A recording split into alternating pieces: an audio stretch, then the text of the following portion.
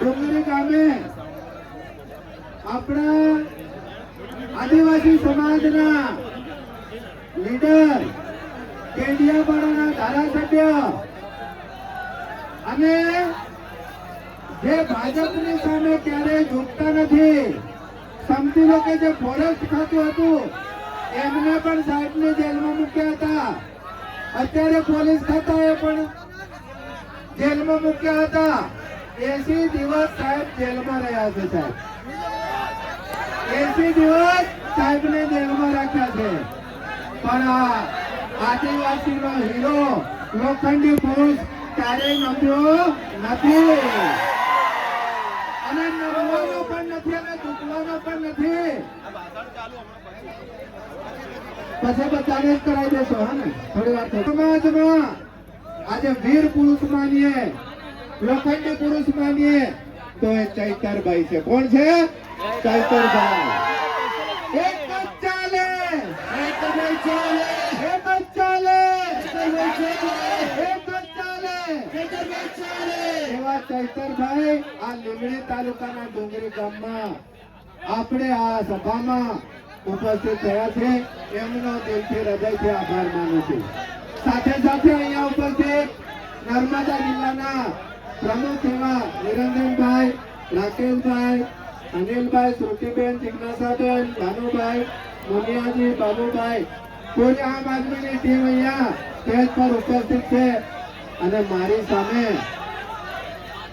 સામે કોઈ જિલ્લા પંચાયત લડવા વાળા, કોઈ તાલુકા પંચાયત લડવા વાળા, કોઈ ધારાસભ્યનું પદ પણ લડવા વાળા અને કોઈ સરપંચ પણ લડવા વાળા તમામ આગેવાનો, વડીલો, યુવાઓ, ભાઈઓ, તમે ખૂબ કિંમતી સમય કાઢીને, તમારો કિંમતી સમય કાઢીને આવા વરસાદમાં પણ ઉપસ્થિત રહ્યા છો. નરેન્દ્ર મોદી જ્યારે આવે ત્યારે ગાડીઓ ભરી ભરીને ભાડા આપીને એમને રોજ આપીને બોલાવવામાં આવે છે. બોલાવવામાં આવે કે નથી આવતા? અત્યારે તમે કોઈએ આપણને ભાડું આપ્યું નથી. આપ્યું છે કોઈને? આજે આપણે આ ગુજરાતમાં પરિવર્તન કરવા નીકળ્યા છે, બદલાવની લહેર લઈને નીકળ્યા છે.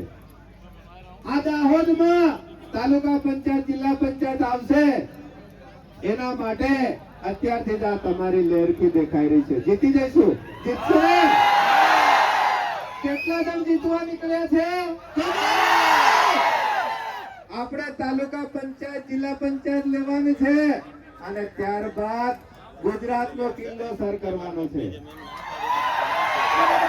અને એના બાદ આ ભારત દેશ અત્યારે આ ભાજપની ગુલામીમાં છે, તો ભારત દેશને પણ આપણે અમેરિકાની સામે જેમ સર્વસત્તા છે બધા દેશોમાં, એમ આપણે ભારત દેશને પણ સર્વસત્તા અપાવવાની છે. અપાવીશું ને?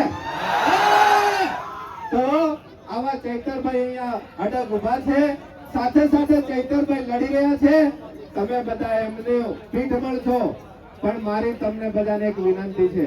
અહીંયા આવ્યા છે એમને કે અહીંયા જઈને, અહીંથી જઈને ઘરે જઈને પણ એવો સંકલ્પ કરજો કે આ ભાજપ વાળા નરેગા આખું ખાઈ ગયા. ખાઈ ગયા કે નથી ખાઈ ગયા? આ ભાજપ વાળા જીએસટી લાયા, લાયક નથી લાયા? સાથે સાથે આ ચૈતરભાઈએ જે ટ્રાયબલ યોજનાનો બોગસ કાઢ્યું હતું, 6 કચેરી બોગસ નીકળી હતી, બધાને ખબર છે ને? તો એ પણ અત્યારે પણ આ ટ્રાયબલમાં બોગસ ચાલે છે. સાહેબ, આ તમામ યોજનાઓ આ ભાજપ વાળા અત્યારે એક નાગની જેમ ફેણ માંડીને એ યોજનાઓ પર બેઠેલા છે. તો આ માણસોને ચોર કહેવાય કે નહીં કહેવાય? કેટલા જણ કે છે ચોર માને છે? તો હું એક નારો બોલાડવાનો છું. બોલશો ને? હું બોલાડીશ. ચોર છે ભાઈ, ચોર છે, ચોર છે ભાઈ, ચોર છે, ચોર છે ભાઈ, ચોર છે, ચોર છે ભાઈ, ચોર છે. જય ભવાની, જય ભવાની. આપણે બધાએ આ દાહોદ જિલ્લામાંથી ભાજપને હાંકી કાઢવાની છે અને પૂરા ગુજરાત માટે પણ આપણે મહેનત કરવાની છે. આ પ્રોગ્રામ છે સાહેબ સ્નેહ મિલનનો.